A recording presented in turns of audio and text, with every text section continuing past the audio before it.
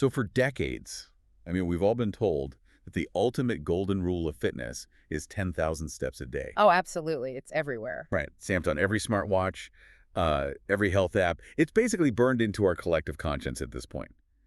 But, and this is wild, what if I told you that number was completely made up by a marketing campaign? Yeah, it's one of the biggest misconceptions out there. And worse, what if aiming for that completely arbitrary number, especially in the wrong pair of shoes, is exactly what's destroying your joints? It really completely flips the script on how we approach our health, doesn't it? I mean, we just assume walking is the safest, most natural thing in the world. And, well, it is. But modern environments and modern footwear, they've introduced a whole host of hidden biomechanical traps. Which is exactly why we are diving into this today. So the mission for this deep dive is to basically deconstruct everything you think you know about walking. Right, so you can actually walk farther, feel better, and build a lasting pain-free routine. Exactly. And we're grounding this specifically right here in the DFW area, really zeroing in on the best Southwest region. We are using materials straight from the desk of a board-certified pedorthist based right down in Cedar Hill, Texas. Yeah, and for those who might not know, a pedorthist specializes in using footwear and supportive devices to address structural conditions of the foot and lower limbs. Right. So instead of just getting, generic fitness advice, we're looking at highly specialized clinical mechanics today. We've got their clinical guides on foot health, deep dives into custom orthotics, and even their local community outreach scripts. So, okay, let's unpack this 10,000 step myth first. Yeah. If that number isn't some strict medical mandate, where did it even come from? And what should we actually be aiming for? Well, it's actually a pretty funny story. The 10,000 step goal originated in the 1960s over in Japan. Wait, really? The 60s? Yeah, right ahead of the 1964 Tokyo Olympics. A company created this early pedometer called the Manpokai, which translates roughly to 10,000 steps meter. No way. So it was literally just a marketing tool. Exactly. Just a catchy name to sell gadgets. The actual clinical guidance from our sources today focuses on a much more targeted daily sweet spot, which is about 6,000 to 8,000 steps for most adults. Okay, 6,000 to 8,000. Right. Hitting that range yields the vast majority of the cardiovascular and musculoskeletal benefits without tipping the scale into overuse injuries. Honestly, that is a massive relief. Mhm. Because, I mean, we often treat walking like this marathon we have to constantly train for, always pushing for a higher number, right? Oh, for sure. People get really obsessive about hitting that nice round 10,000. Yeah, but based on these clinical numbers, it's really more like a daily vitamin. I mean, you don't need a massive, overwhelming dose. You just need to take it regularly. That's a great way to put it. The consistency is where the magic happens. Think about it. When you run, you are essentially launching your entire body weight into the air and then catching it on one single foot over and over again. Ugh, just thinking about that makes my knees hurt. Right. The shock wave that travels up your ankles, your knees, your hips, it's immense. But walking keeps one foot on the ground at all times. So it's a lot smoother. Exactly. It acts more like a pendulum. That makes it this incredible low-impact engine for boosting circulation, supporting weight management, and, drastically improving your mood and sleep safely. But there is a pretty glaring problem here. That's that. Well, the benefits are clear, right? The barrier to entry is super low. Yet so many people decide to get healthy. They go for a walk, and by day 3, they can barely put weight on their feet. Oh, yeah. The day 3 wall. Yeah. If walking is so natural, why is it causing so much screaming heel pain and arch fatigue? Well, that happens because enthusiasm vastly outpaces structural adaptation. Okay, unpack that for me. Sure. So your cardiovascular system, your heart and lungs might feel completely ready to tackle 3 miles on day 1. You feel great, right? But your tendons, your ligaments, your bones, they were not ready at all. Oh, because they haven't adapted yet. Exactly. Soft tissues receive much less blood flow than muscles do, meaning they take significantly longer to adapt to any new repetitive stress. So how do you bridge that gap? I mean, how do you scale up a walking habit without triggering all those too much too soon injuries? The golden rule laid out in the clinical guides is what they call the 10% rule. The 10% rule. Basically, you should never increase your total weekly walking distance or time by more than 10%. 10% total. Right.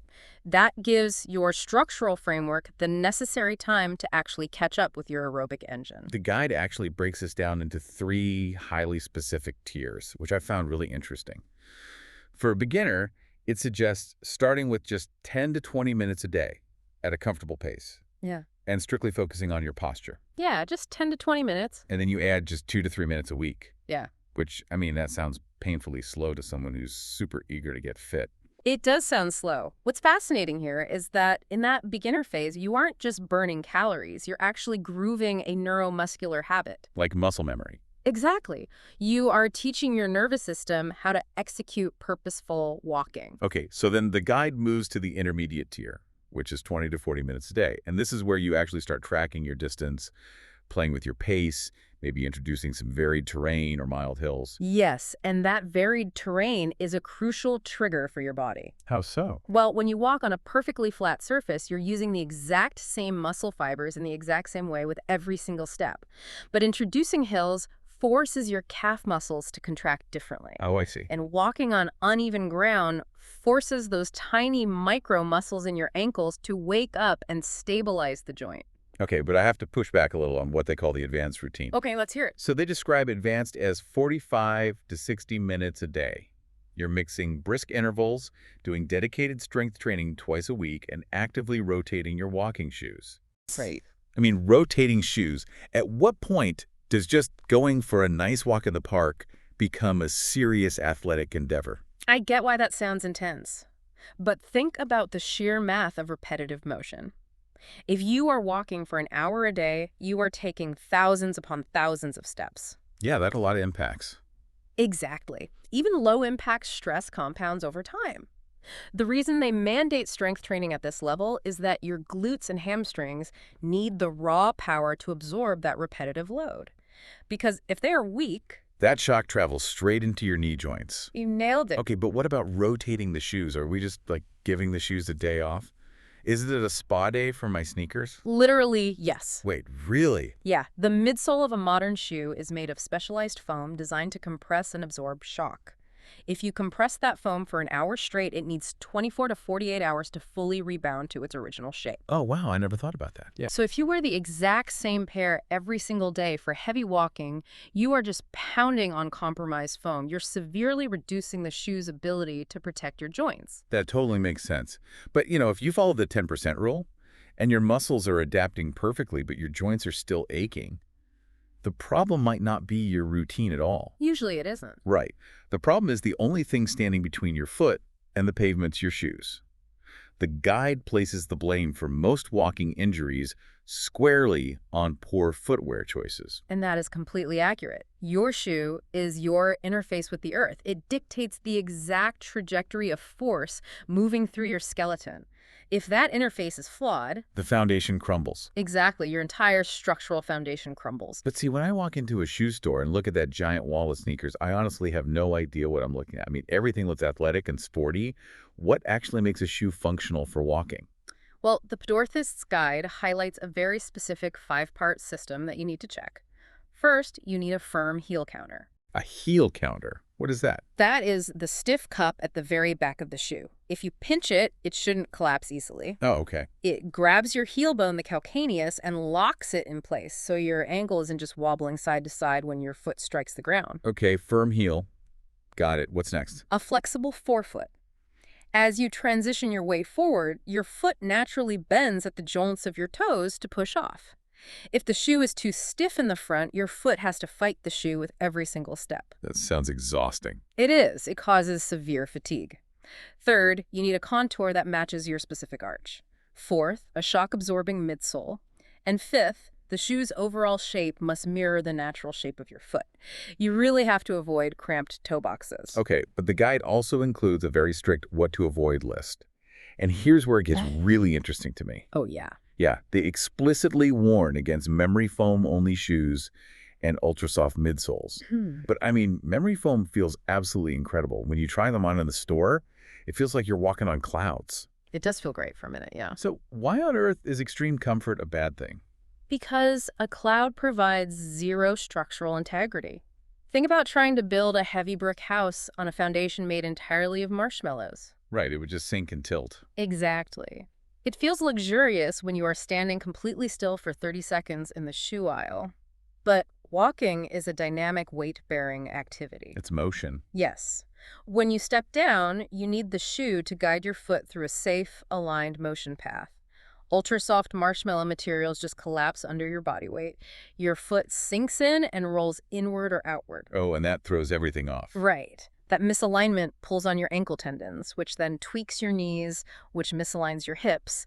Basically, you trade 30 seconds of plush comfort for 3 months of chronic joint pain. Wow. So you actually want density. You want shock absorption, but it has to fight back a little bit to keep you stable. Precisely. And, even the perfect foam doesn't last forever. Which brings us to a part of the guide that honestly gave me serious sticker shock. The 300 to 500 mile rule. Yep, it's a tough pill to swallow. They state you need to replace your walking shoes every 300 to 500 miles. I mean, if I am walking just 3 miles a day, that means I am throwing out my shoes every 3 to 4 months.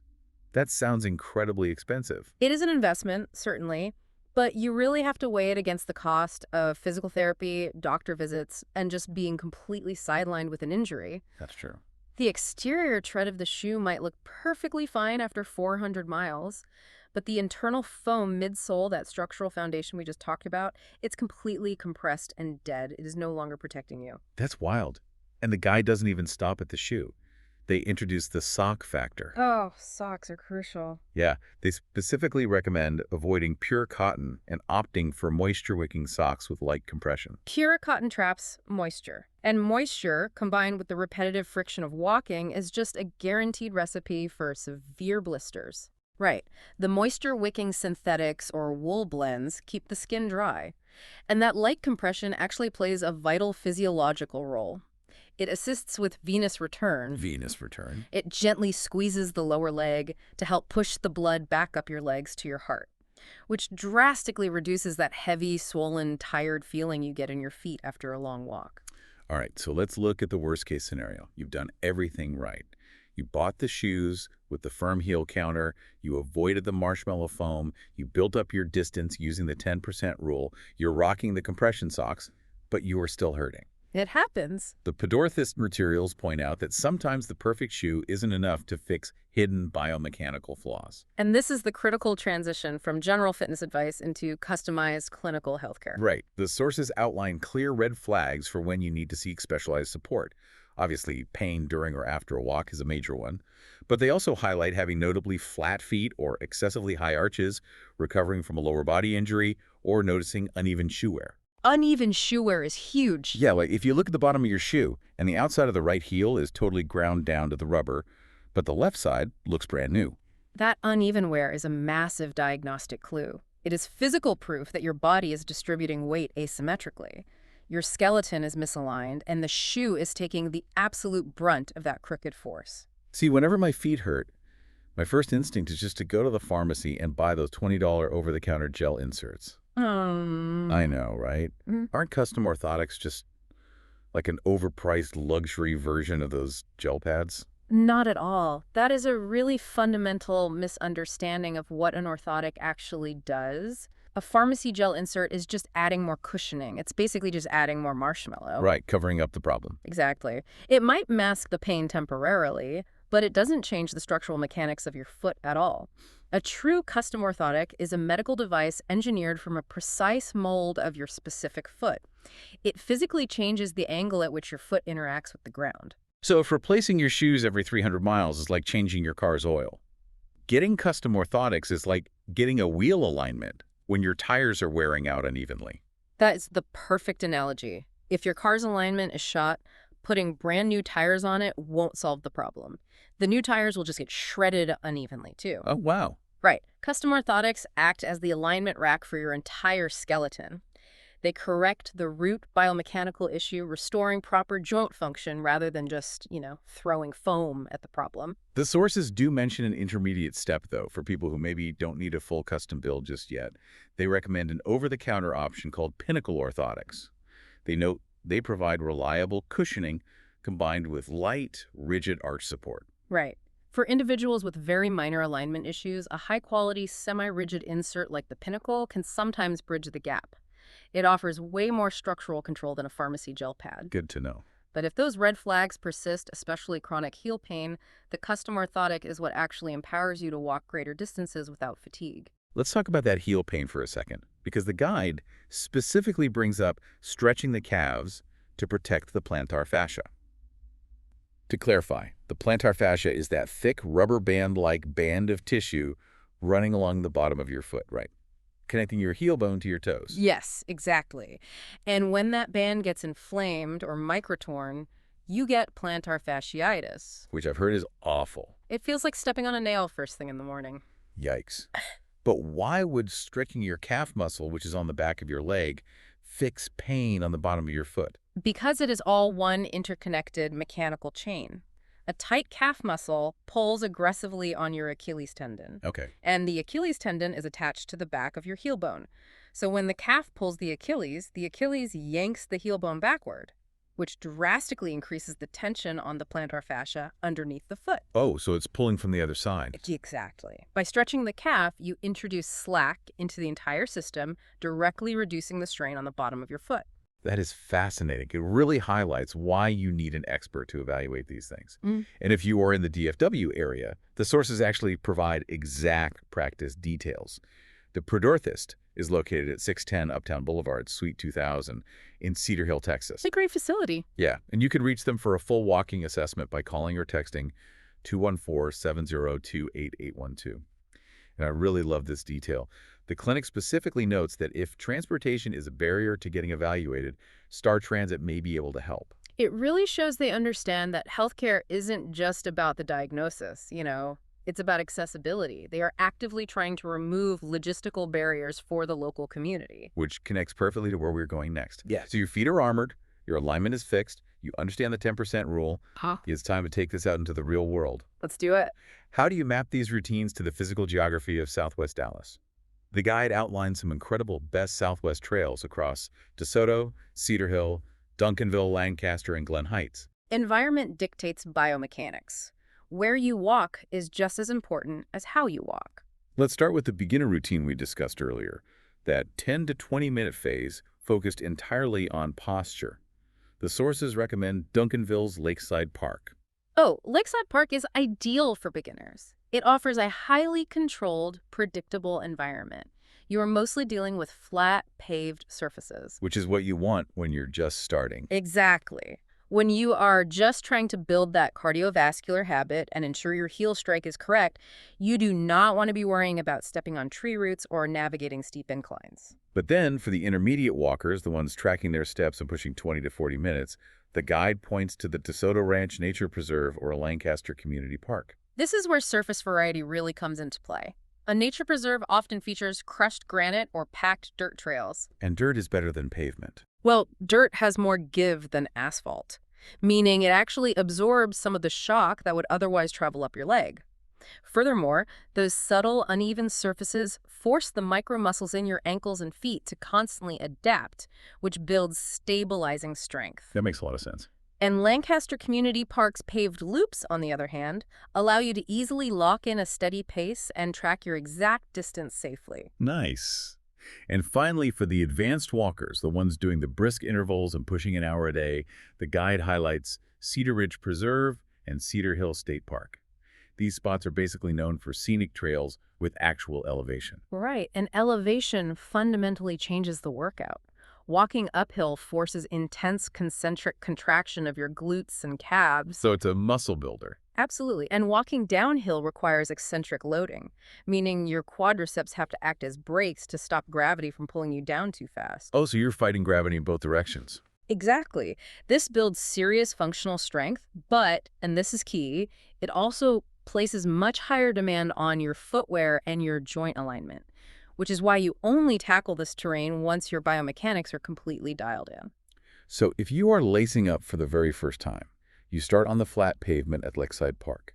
But once you are consistently hitting those 8,000 steps without a single twinge of pain, you graduate to the elevation and dirt trails of Cedar Ridge. That's the perfect progression. And this entire progression is heavily supported by the pedorthist's community involvement.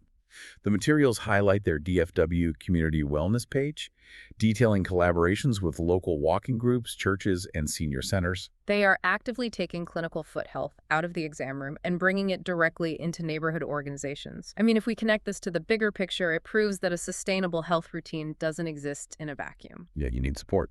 The local infrastructure, the parks, the community walking groups, the access to proper medical assessment that is the necessary scaffolding for long-term wellness.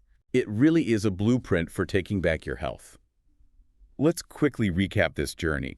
We started by ditching the 10,000-step marketing myth, aiming instead for a highly effective, joint-sparing 6,000 to 8,000 daily steps. We learned the crucial 10% rule to let our tendons adapt before our lungs do. We decoded the shoe wall, realizing that firm heel counters and flexible forefoots provide true support, while ultrasoft memory foam is actually a biomechanical trap. We explored how custom orthotics act as a skeletal alignment rack to fix uneven wear and chronic pain. And finally, we mapped those routines to the actual terrain, the DFW Best Southwest area, from the flat predictability of Duncanville to the demanding elevation of Cedar Hill. But, stepping back from all the mechanics and the gear, there is a fascinating contradiction here to ponder. What's that? Well, from an evolutionary standpoint, human feet are perfectly naturally designed for walking. So how much of our modern foot pain is actually just a reaction to the flat, unforgiving concrete of our modern city environments? Wait, really think about that for a second. Right. Are these highly engineered shoes and custom orthotics truly fixing our bodies, or are they simply the necessary armor we must wear to survive the unnatural paved world we've built for ourselves? Oh, wow. That completely changes how you look at the sidewalk outside your front door. It's not just a path. It is an incredibly harsh environment that requires its own specific survival gear. It really is. Well, thank you so much for joining us on this deep dive into biomechanics, foot health, and the best Southwest trails. Until next time, respect the 10% rule, take care of your feet, and we will see you on the next deep dive.